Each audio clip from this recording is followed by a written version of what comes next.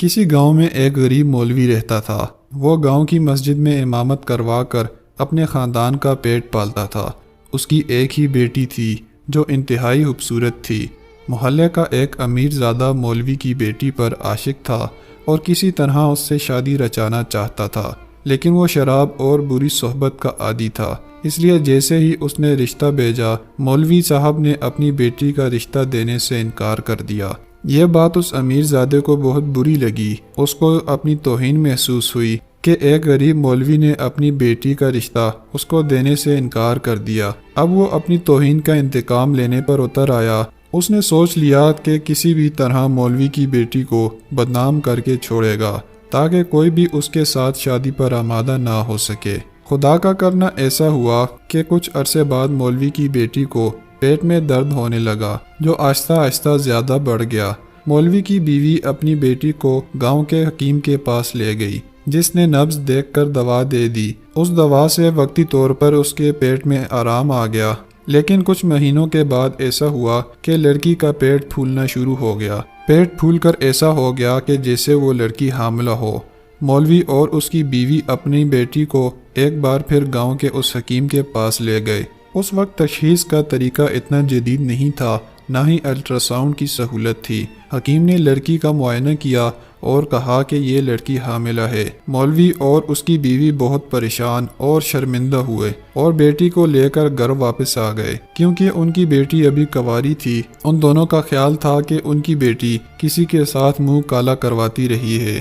کئی بار مولوی نے غیرت میں آ کر اپنی بیٹی کو قتل کرنا چاہا، لیکن لڑکی کی ماں بیچ میں آ جاتی۔ وہ بیچاری کیا کرتی، ممتا کے جذبات سے مغلوب تھی، اپنی بیٹی کو قتل ہوتے نہیں دیکھ سکتی تھی۔ دوسری طرف وہ بگڑا امیر نوجوان جو موقع کی تلاش میں تھا، اس نے لڑکی کو حکیم کے پاس آتے جاتے دیکھ لیا تھا۔ ایک دن وہ حکیم کے پاس گیا اور کچھ پیسے حکیم کے ہاتھ پر رکھے تو حکیم نے سب کچھ اگل دیا کہ مولوی کی اکلوتی بیٹی بغیر شادی کے حاملہ ہو گئی ہے۔ پھر کیا تھا، اس نوجوان کے ہاتھ بدلہ لینے کا سنہری موقع آ گیا تھا، جس کے انتظار میں وہ کافی عرصے سے تھا۔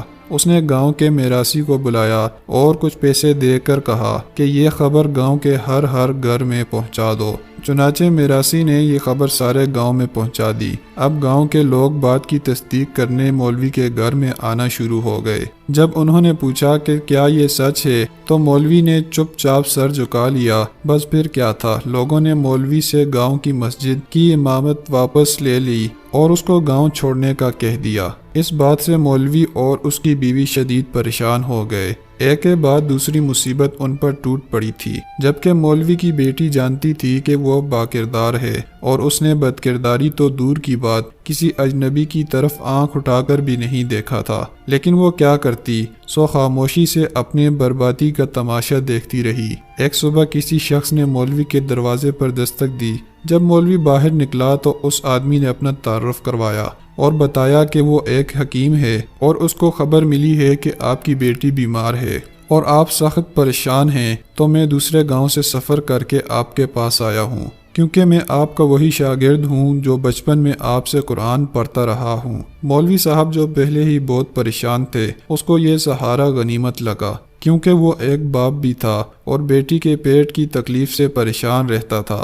وہ اس شخص کو گھر میں لے گیا اور اس نے لڑکی کا معائنہ کیا اور صورتحال سمجھ گیا اور کہا کہ مجھے ایک بکرا اور ایک کتا لا کر دیں۔ جب دونوں چیزیں اس کو دے دیں تو اس نے دونوں کو ذبح کیا اور بکرے کا گوشت پکا کر لڑکی کو کھلا دیا، جبکہ لڑکی نے پیٹ بھر کر گوشت کھا لیا۔ تو وہ حکیم لڑکی کو اس کمرے میں لے گیا جہاں پر کتے کا گوشت رکھا ہوا تھا اور لڑکی سے کہا کہ میں نے تم کو جو کتے کا گوشت کھلایا ہے اس کا ذائقہ کیسا تھا۔ لڑکی نے جب کتے کا گوشت دیکھا تو اس کا دل خراب ہونے لگا اور اس کو اتنی نفرت محسوس ہوئی کہ وہ الٹیاں کرنے لگ پڑی، اور اسی دوران اس کے پیٹ سے ایک بہت بڑا مینڈک باہر آ گرا اور لڑکی کی جان میں جان آئی۔ حکیم نے کہا کہ تم نے یقیناً برتن کے بغیر کہیں سے پانی پیا تھا اور تمہارے پیٹ میں مینڈک کا چھوٹا سا بچہ چلا گیا جو وقت کے ساتھ بڑا ہوتا گیا۔ انفیکشن کی وجہ سے تمہارا پیٹ پھول گیا، اب جلدی ہی سب ٹھیک ہو جائے گا۔ تب تک گاؤں کے کئی لوگ وہاں پہنچ گئے تھے جنہوں نے اپنی آنکھوں سے لڑکی کے پیٹ سے نکلتا مینڈک دیکھ لیا، اور یوں سب نے لڑکی کے کردار کی پاکیزگی جان لی، اور اس طرح لڑکی کے خلاف سازش کرنے والے کو منہ کی کھانی پڑی۔